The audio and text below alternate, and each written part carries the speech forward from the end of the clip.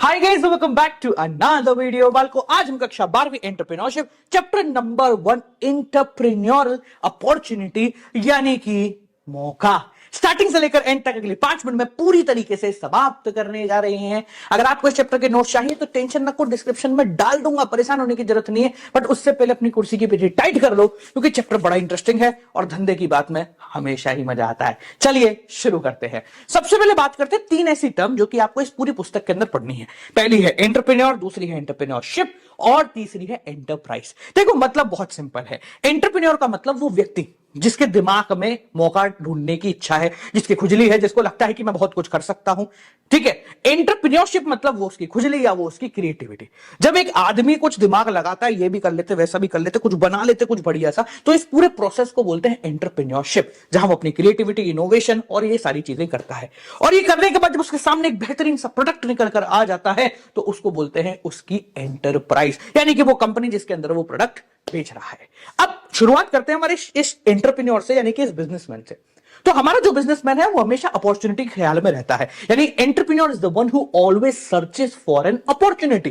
वो ढूंढता रहता है कि बाजार में बहुत सारी अपॉर्चुनिटी है, मुझे मेरे काम की अपॉर्चुनिटी मिले। देखो मार्केट में हजारों तरीके की अपॉर्चुनिटी रोज आपको दिखती है। हर ठेले वाले के पास खड़े हो जाओ, चाय की टपरी पे खड़े हो जाओ, पान की दुकान पे खड़े हो जाओ, लोग बातें करते रहते हैं, ऐसा हो जाए वैसा हो जाए, ऐसा कर ले वैसा कर ले। पर उनमें से कौन सी चीज बिजनेस अपॉर्चुनिटी है, यह पता करना एक एंटरप्रेन्योर का काम होता है। Sir what is a business opportunity? Simple भाषा में बोले तो एक ऐसा इकोनॉमिक आइडिया जिसको हम इंप्लीमेंट करके एक बिजनेस एंटरप्राइज खोल भी सके और लंबे समय में अच्छा खासा प्रॉफिट भी कमा सके, यानी जिसका अच्छा खासा मार्केट हो और एक अट्रैक्टिव रेट ऑफ रिटर्न यानी कमा के हमें दे। ये बहुत ज्यादा जरूरी है। तो कोई सी भी अपॉर्चुनिटी एक बिजनेस अपॉर्चुनिटी है या नहीं, ये कैसे पता लगेगा? 5 एलिमेंट है, या जब बोले तो 5 पंचतंत्र है। पहला पंचतंत्र है अश्योर्ड मार्केट स्कोप, यानी आप जिस बारे में सोच रहे हो, जो आपका दिमाग में खुजली आ रही है, जो आइडिया आ रहा है, क्या उसका बाजार मार्केट में अवेलेबल है? जैसे भैया ग्लास का मास्क, इसका बाजार नहीं है, कपड़ा मारो काम खत्म हो गया, यानी स्ट्रिपलाइन जो था उसका मार्केट स्कोप नहीं। दूसरी चीज अगर है तो second attractive rate of return, क्या आप इसको बेच के पैसे बना सकते हो, यानी कि 10 रुपए लगा के 20 रुपए में सामान को बेच सकते हो। अगर आपको लगता है बेच सकते हो तो तीसरी चीज ढूंढो कि क्या ये आइडिया जो हम सोच रहे हैं ये प्रैक्टिकल है या बस ख्याली पुलाव है। अगर आपको लगता है कि नहीं ये आइडिया प्रैक्टिकली काम कर जाएगा तो चौथी चीज, क्या आप में इतनी हिम्मत है कि आप उसको प्रैक्टिकल लाइफ में लेकर आ जाओ। भैया देखो क्या होता है, लोग बड़ी बड़ी बातें करते हैं पर जब काम की बात आती है तो सब पीछे भग जाते हैं। तो अगर आपके अंदर एक काबिलियत है कि आप अपने दिमाग के इस आइडिया को रियल लाइफ में ला सको तो मतलब मजा ही आ जाए। जैसे मेरे दिमाग में एक आइडिया है कि इस घड़ी पे बटन दबाओ, सामने मेरे पूरा फोन खुल जाए, मैं यूं यूं करके उसको कर दूं और पूरा काम मेरा बढ़िया तरीके से हो जाए, यूं करते ही फोन बंद हो जाए। पर इस आइडिया को एनकैश करने के लिए मेरे अंदर तो क्षमता नहीं है, ना मेरे पास इतना बड़ा टेक है, तो मैं इसको मेरे लिए बिजनेस अपॉर्चुनिटी नहीं मानूंगा। और पांचवा और अंतिम आता है पोटेंशियल ऑफ फ्यूचर ग्रोथ, कि क्या जो आप सोच रहे हो उसके फ्यूचर में ग्रोथ होने की पॉसिबिलिटी है या नहीं है। अब जो हमने बात करी है बिजनेस अपॉर्चुनिटी की, ये कुछ स्टेजेस में डिवाइडेड है, यानी कि हमारे दिमाग में ख्याल कैसे आता है। तो basically what are the stages, ये पूरे स्टेजेस आपके इस चैप्टर को डिफाइन करता है, जिसमें सबसे पहले आता है प्रॉब्लम या वांट। अपॉर्चुनिटी कब आती है? जब कोई प्रॉब्लम होती है, लोग किसी चीज के बारे में परेशान होते हैं या कोई चीज चाह रहे हो। तो एक एंटरप्रेन्योर वाला बंदा या बिजनेसमैन जो है, जिसकी दिमाग जो है वो बिजनेसमैन की तरह काम करता है, क्रिएटिव माइंड वाला बंदा, वो दूर से देखता है कि लोगों को प्रॉब्लम हो रही है, और वाह वाह वाह, अगर प्रॉब्लम हो रही है तो प्रॉब्लम से उसको दिखती है अपॉर्चुनिटी यानी कि मौका। वो अपॉर्चुनिटी देखता है, ओके, और उस अपॉर्चुनिटी से उसको आता है एक आइडिया, ऐसा कर सकते हैं, या क्रिएटिविटी, और क्रिएटिविटी को लगा के वो बनाता है एक प्रोडक्ट या इनोवेशन, और उसको फिर वो एक एंटरप्राइज में बना के लंबे समय तक चेरिश करता रहता है और उससे अपना आगे धंधा बनाता रहता है। तो ये 4-5 स्टेप जो है ये पूरा एंटरप्रेन्योरशिप चैप्टर नंबर 1 के सार है। इनमें सबसे पहले पकड़ते कि अगर आप एक बिजनेसमैन हो तो आप कैसे अपॉर्चुनिटी को सीख करोगे, यानी कि कैसे देखोगे। पहली चीज तो आपके दिमाग में 3 चीजें होनी चाहिए, आपके पास 3 काबिलियत होनी चाहिए, तब जाके आप अपॉर्चुनिटी को सीख कर पाओगे। सबसे पहली है ability to perceive and preserve basic idea, यानी बेसिकली आपके दिमाग में आइडिया आने चाहिए। अब आइडिया कैसे आते हैं? लोगों की प्रॉब्लम देखो, वो सॉल्यूशन ढूंढ रहे हैं, कोई नया बदलाव आ रहा है बाजार में, आपके दिमाग में कोई इनोवेशन है जो मार्केट को खत्म कर सकता है, यानी कि पुराने कॉम्पिटिटर्स को खा सकता है। और चौथा, आपको इनोवेशन कर रहे हो, मार्केट में कुछ है ही नहीं, आप नया बना रहे हो, जैसे कंप्यूटर हो गया, मोबाइल फोन हो गए। सबसे पहला आपके अंदर एबिलिटी है। दूसरी चीज आपके अंदर क्या ये एबिलिटी है कि उससे रिलेटेड इंफॉर्मेशन निकाल लो, यानी ability to harness different sources of information. अब ये कैसे निकालते हैं? किताबों से, सेमिनार से, ट्रेड शो से, कस्टमर से, इनके थ्रू आप इंफॉर्मेशन निकाल सकते हो। ये भी एबिलिटी है तो क्या आपके अंदर विजन है, क्या आपके अंदर क्रिएटिविटी है कि यहां से एक बिजनेस बनाओ और उस बिजनेस को सिक्योर करो, यानी बचा के अपने दम पे चला सको। अगर ये तीन चीजें आपके दिमाग में है तो वेल एंड गुड है, हम आगे बढ़ सकते हैं। पर आगे बढ़ने के लिए हमें चाहिए बिजनेस एनवायरनमेंट की नॉलेज। पहले समझो बिजनेस एनवायरनमेंट क्या होता है। सिंपल भाषा में बोले तो हमारा बिजनेस जो इर्द गिर्द सारी चीजों के अंदर चलता है, ऑल द कंपोनेंट्स जो डायरेक्टली या इनडायरेक्टली बिजनेस को अफेक्ट करते हैं, वो सारे बिजनेस एनवायरनमेंट की कैटेगरी के अंदर आ रहे होते हैं। बिजनेसमैन हमेशा चाहता है कि वो एनवायरनमेंट स्कैनिंग करे, यानी उस एनवायरनमेंट की पूरी अंडरस्टैंडिंग रखे और उसको मॉनिटर करता रहे, कहां क्या हो रहा है, कहां क्या हो रहा है, और महकुम हो रहा है, अपॉर्चुनिटी है बहुत ज्यादा, चलो धंधा करने चलते हैं। तो वो एनवायरनमेंट को स्कैन करता है।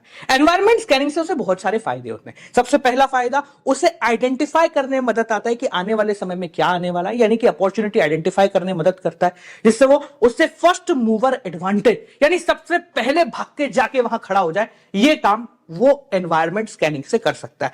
आने वाले समय के लिए स्ट्रेटेजी बनाना, पॉलिसी बनाना, ये सब हम एनवायरनमेंट स्कैनिंग से कर सकते हैं, क्योंकि हमें अगर पहले से आइडिया लग जाएगा कि बाजार किस तरफ जा रहा है, तो हम बहुत बेहतर तरीके से पॉलिसी बना लेंगे, अपनी परफॉर्मेंस सुधार लेंगे, और हमें पता है कि आने वाले समय में प्रॉब्लम होने वाली है, तो अपन रिसोर्सेस को टैप कर लेंगे, यानी कि रख लेंगे, भैया बात के लिए संभाल के रखो। इसके साथ साथ अगर मुझे पता लग रहा है कि बाजार में है ना ट्रेंड बदल रहा है, क्विक कॉमर्स की तरफ जा रहा है, तो मैं फटाक से वहां पर जाके खड़ा हो जाऊंगा, तो मैं रैपिड चेंजेस के साथ अडेप्ट कर पाऊंगा, और साथ साथ में मेरी गुडविल भी बढ़ जाएगी। यार क्या आदमी है, हर जगह मिल जाता है ना, कितनी बढ़िया सी बात। अब अगर इस बिजनेस एनवायरनमेंट के बारे में बात करते हैं, तो बिजनेस एनवायरनमेंट बेसिकली दो कंपोनेंट से मिलकर बनता है। एक होता है जनरल, एक होता है स्पेसिफिक, या सिंपल भाषा में बोले तो एक होता है माइक्रो, एक होता है मैक्रो। माइक्रो का मतलब बेसिकली छोटा एनवायरनमेंट जो सिर्फ आप ही को अफेक्ट कर रहा है, जैसे सप्लायर हो गए, कस्टमर हो गए, कॉम्पिटिटर हो गए, ठीक है, जनरल पब्लिक हो गए, जो डायरेक्टली आप ही के बिजनेस को अफेक्ट कर रहे हैं, जिनको हम सुधार सकते हैं अच्छी परफॉर्मेंस करके। दूसरा होता है मैक्रो एनवायरनमेंट, यानी कि बड़ा एनवायरनमेंट जिसको आप नहीं सुधार सकते, जिसके हिसाब से आपको सुधरना पड़ेगा, जिसमें आते हैं सबसे पहले पॉलिटिकल एनवायरनमेंट, यानी सरकार के द्वारा लाई गई चीजें, गवर्नमेंट की स्टेबिलिटी, टैक्सेशन पॉलिसी, गवर्नमेंट का रूल और बाकी सारी चीजें। दूसरा आता है इकोनॉमिकल, यानी कि भारत की इनकम कितनी है, महंगाई कितनी हो रही है, बिजनेस साइकिल कितनी है, एम्प्लॉयमेंट कितनी है, जीडीपी कितना हो रहा है, ये सारी चीजें। तीसरा आता है सोशल, यानी कि लोगों का लाइफस्टाइल कितना है, उनका एटीट्यूड कैसे चेंज हो रहा है, जैसे बेसिकली भारत के लोग अब ब्रांड की तरफ ज्यादा फोकस कर रहे हैं, तो ये एटीट्यूड चेंजेस है, ये आपका सोशल एनवायरनमेंट के अंदर आता है। चौथा होता है टेक्नोलॉजिकल, कि हमारी टेक्नोलॉजी कितनी जल्दी अडेप्ट हो रही है। आप देख रहे हैं धीरे धीरे एआई, आर्टिफिशियल इंटेलिजेंस जो है वो अपनी चरम सीमा पे जाता जा रहा है, तो अगर आप बिजनेसमैन हैं तो आप उसको अडेप्ट करेंगे, तो ये बिजनेस एनवायरनमेंट का एक पार्ट है। पांचवा होता है इकोलॉजिकल। इकोलॉजिकल का मतलब मिनिमम एनवायरनमेंट डैमेज करते हुए हम कितने गुड्स बना सकते हैं, ये भी बिजनेस एनवायरनमेंट के अंदर आता है। और चौथा आता है भैया लीगल, यानी कि कानून। अब आपने इन सब की जानकारी रख ली, तो चलो शुरुआत करते धंधा बनाते हैं। जो अपन ने 4-5 स्टेप करे थे ना, उसमें अपॉर्चुनिटी तो अपन ने समझ ली, थोड़ा सा पहले आते हैं प्रॉब्लम से। अब प्रॉब्लम का मतलब क्या होता है, सिंपल भाषा में बोले तो रोड ब्लॉक। आप एक रास्ते पे जा रहे हैं, बीच में पत्थर पड़ा हुआ है, सब सोचेंगे कि भैया उगाल के चले जाते हैं, निकल के चले जाते हैं। बिजनेसमैन बोलेगा इस पत्थर से रोड बना देते हैं और यहाँ पे टोल टैक्स लगाने लग जाते हैं। तो बेसिकली रोड ब्लॉक से बिजनेसमैन को एक आइडिया आता है कि वो क्रिएटिव हो, नया प्रोडक्ट बाजार में लाएगा, नया एम्प्लॉयमेंट करेगा, नेशनल इनकम बनाएगा या फिर प्रॉफिट कमाएगा। एंड बिजनेसमैन प्रॉब्लम से प्रॉफिट के बारे में सोचता है, प्रॉब्लम से भागने के बारे में कभी नहीं सोचता। जैसे अगर सिंपल भाषा में बात करें तो सब सोच रहे थे भैया खाना बनाना मुश्किल है, खाना बनाना मुश्किल है, कौन सारे सामान लेके खाना बनाएगा। बिजनेसमैन ने कहा टेंशन नहीं है, हम इंस्टेंट नूडल बना देते, इंस्टेंट रेडीमेड पैकेट फूड बनाते, लाइए ओवन में गर्म कीजिए और खाना खा लीजिए, मजा ही आ जाएगा। तो ये क्या है, प्रॉब्लम्स एंड सॉल्यूशन जो बिजनेसमैन देता है।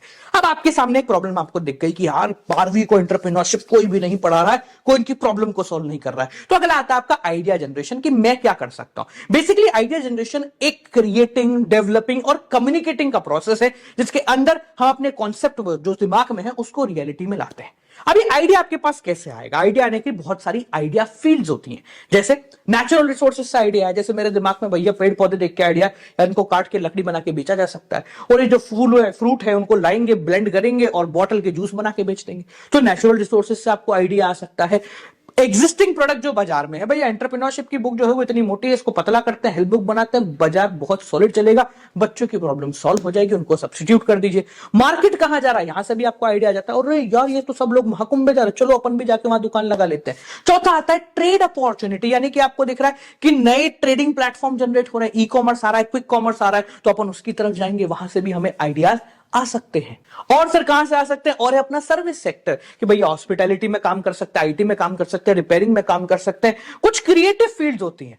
ठीक है, जैसे ये मान लो कि आपने खुद के दिमाग से कुछ बना दिया, जैसे भैया सैम ऑल्टमैन की टीम ने चैट जीपीटी बना दिया, बिल गेट्स जी ने मैक ओएस बना दिया, सैम वॉल्टमैन नाम के व्यक्ति ने वॉलमार्ट बना दिया, दुनिया का सबसे बड़ा जो स्टोर है ना वो कहलाता है। अब ये आपका आइडिया है। अब इस आइडिया पे आप क्या करोगे? अपनी नॉलेज लगाओगे, अपना स्किल लगाओगे, अपनी कॉम्पिटेंसी लगाओगे, अपनी क्रिएटिविटी लगाओगे और स्ट्रेटेजिकली ये सोचोगे कि मैं इससे क्या कर सकता हूं, ताकि एक बेहतरीन सा बिजनेस डेवलप हो जाए। यानी कि आप आपका अगला काम है अपने दिमाग में काफी सारी चीजें सोचना, जैसे प्रोडक्ट आइडेंटिफिकेशन, जो प्रॉब्लम मेरे सामने है उसके लिए मैं कैसा प्रोडक्ट बना सकता हूं, उसके क्या क्या यूज केस हो सकते हैं, उसके क्या क्या एप्लीकेशन हो सकते हैं, मुझे बड़े स्केल पे काम करना चाहिए, छोटे स्केल पे करना चाहिए, अच्छा मैं कॉस्ट कितनी रख सकता हूं ताकि काम बहुत बढ़िया हो जाए, और साथ साथ में बाजार वाले लोग जो है वो क्या क्या कर रहे हैं इसके बारे में मुझे जानकारी रखनी पड़ेगी। बाजार का ट्रेंड, डिमांड, सप्लाई वहां जा रही है नहीं जा रही, पता लगा मैंने एक सामान बना दिया और लोग तो वहां आ ही नहीं रहे, अबे तू तो पुराना है, चल भाग गया यहां से। ठीक है, और साथ साथ में टेक्निकल कॉम्प्लेक्सिटी, यानी कि क्या क्या टेक्नोलॉजी मुझे चाहिए सामान बनाने को, ये देखना, और इससे मैं कितना प्रॉफिट अंदाजन कमा सकता हूं ये सोचना। तो बेसिकली बिजनेसमैन जो है ये सारी चीजें अपने दिमाग में उस आइडिया को लेकर सोचता है। अब उसने एक बार सोच लिया, अब सोचने के बाद भैया बाजार में जाइए और देखो जो आपने सोचा है क्या वो रियल लाइफ में पॉसिबल है। मैंने कहा बिजनेस स्टडीज की हेल्प बुक बनाते हैं, ये हमारी बिजनेस स्टडीज की हेल्प बुक, तो इस हेल्प बुक का हमने सोचा भैया 20 रुपए में बेच देंगे। बाजार में गए तो पता लगा कि भैया कॉस्टिंग ही 150 रुपए आ जाएगी, तो 20 रुपए में बेचना पॉसिबल नहीं है। तो अगला काम है आपका मार्केट में जाके असेसमेंट करना। किस चीज के असेसमेंट? जैसे डिमांड असेसमेंट, कि मार्केट का कितना बड़ा साइज है, उसके हिसाब से मेरे को ऑर्डर देना पड़ेगा। सप्लाई असेसमेंट, कंपटीशन असेसमेंट, कौन कौन मेरे कॉम्पिटिटर हैं वो क्या काम कर रहे हैं। कॉस्ट एंड प्राइस असेसमेंट, कि भाई कितना कॉस्ट रख सकते हैं, कितना प्राइस रख सकते हैं, मेरे कॉम्पिटिटर्स कितना प्राइस रख रहे हैं, मेरे को इनोवेशन कितना चाहिए, यानी कि प्रोजेक्ट इनोवेशन, क्या क्या बदलाव बाजार में आ रहे हैं। अब ये सब बाजार में देखने के बाद मेरे दिमाग में आता है ट्रेंड की स्पॉटिंग करना। ट्रेंड स्पॉटिंग का मतलब है कि आने वाले समय में क्या हो रहा है, ताकि मैं जो प्रोडक्ट बना रहा हूं वो ट्रेंड के हिसाब से ओके हो, और वो जब बन के तैयार हो तो बाजार उसके लिए तैयार हो, यानी प्रोडक्ट मार्केट फिट।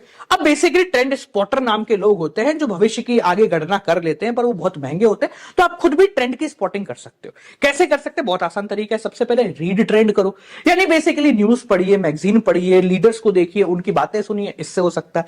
टॉक करिए, यानी कि सेमिनार्स में जाइए, उन लोगों से बात कीजिए, ट्रेड एसोसिएशन से, कस्टमर से एंगेज होइए, क्या प्रॉब्लम आ रही है, इससे काम हो सकता है। वॉच करके भी आप ट्रेंड पता लगा सकते हो, कस्टमर क्या कर रहा है। जैसे हमारा व्हाट्सएप नंबर है, उस पर हम देखते हैं कि बच्चों को क्या परेशानी आ रही है, उसके हिसाब से हम काम कर सकते हैं। सोच सकते हैं, मतलब आपने इतनी सारी चीजें देखी तो बैठ के सोचिए, हाँ ऐसा हो सकता है। अगर आपकी सोच सही है तो बधाई हो, आपने ट्रेंड पकड़ लिया है।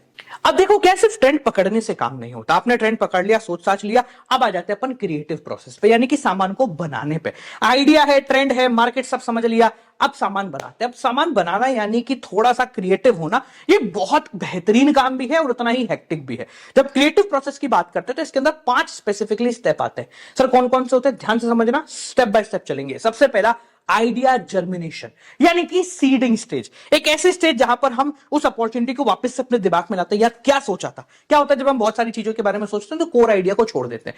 तो आइडिया जर्मिनेशन मतलब वापस से देखो हमने क्या सोचा था, क्या प्रॉब्लम हम लोग सॉल्व कर रहे थे, आप उस पर आ गए। उसके बाद आप प्रिपरेशन कीजिए, रिसर्च करिए, एक्सप्लोर करो, वापस से देखो कि क्या क्या हो रहा है, उसको सब एक टेबल पे लेके आओ। ये कर लिया तो अब तीसरा फेज है इंक्यूबेशन, यानी ट्रांजिशन फेजेस को बोलते हैं, ट्रांजिशन पीरियड बोलते हैं। यानी कि चुपचाप बैठो, आंख बंद करो, यार ऐसा हो जाएगा तो क्या होगा, हम एंटरप्रेन्योरशिप की एक हेल्प बुक बना देंगे जिससे हर बच्चे की प्रॉब्लम सॉर्ट हो जाएगी, तो वो कितने खुश होंगे। आप सबकॉन्शियसली सोच रहे हो, और ये सबकॉन्शियसली सोचना इसलिए जरूरी है ताकि आप कस्टमर की फील को पकड़ सको। ये करने के बाद अगला आता है आपका इल्यूमिनेशन, यानी कि एक्चुअल में एक प्रैक्टिकल प्रैक्टिकल प्लान बनाइए, यानी कि फंड का जुगाड़ कर लो, रॉ मटेरियल लाओ, पॉलिसी बनाओ और उनको लगाना शुरू करो।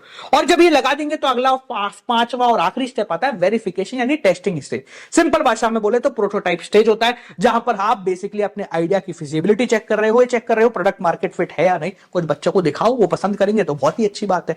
अब बच्चों ने पसंद कर लिया तो चलो सामान बनाना शुरू करते हैं, यानी कि फाइनल स्टेज आता है इनोवेशन। तो इनोवेशन का मतलब है एक ऐसा स्टेज एंटरप्रेन्योरशिप के अंदर जिसके अंदर हम आइडिया को फाइनली कमर्शियल यूज मतलब बेचने के हिसाब से रेडी कर लेते हैं। अब जो इनोवेशन का प्रोसेस है, इसमें आपको दो तीन चीजें दिमाग में बैठानी है। सबसे पहला एनालिटिकल प्लानिंग, यानी कि आपको ये देखना है जब हम प्रोडक्ट बनाएंगे तो उसके क्या क्या फीचर्स होंगे, उसकी क्या क्या डिजाइन होगी, उसमें क्या क्या रिसोर्सेज होंगे। जैसे थोड़ी सी किताब पतली होनी चाहिए, नोट्स बिल्कुल शानदार होने चाहिए, काम की बातें होने चाहिए, बहुत सारे क्वेश्चन होने चाहिए और इजी वे में आंसर राइटिंग होनी चाहिए। ये करने के बाद रिसोर्स ऑर्गेनाइजेशन, यानी कि भैया फंड वगैरह ले लो और सामान को प्रोडक्शन में लगा दो। ये करने के साथ साथ अगला स्टेप इंप्लीमेंटेशन, बनाना शुरू करो फटाफट। अब जब सामान बन के आपके पास आ गया तो चौथा कमर्शियल एप्लीकेशन, यानी कस्टमर को वो वैल्यू आपने डिलीवर करी है क्या, कस्टमर को रिवॉर्ड किया है क्या, इंप्लॉइज को रिवॉर्ड किया है क्या, और अल्टीमेटली बिक गया ना, पैसा गिन लो, यानी कि अपने स्टेक होल्डर्स को सेटिस्फाई कर लो। ये सारे काम आप कर रहे हैं तो बधाई हो, आप एक बिजनेसमैन बन चुके हैं। ठीक है जी, तो बालकों ये आपका चैप्टर पूरी तरीके से यहां हो जाता है समाप्त। को दिक्कत को परेशानी हो तो कमेंट सेक्शन में लिख देना। मिलते हैं आपसे अगली वीडियो के साथ, तब तक के लिए नमस्कार।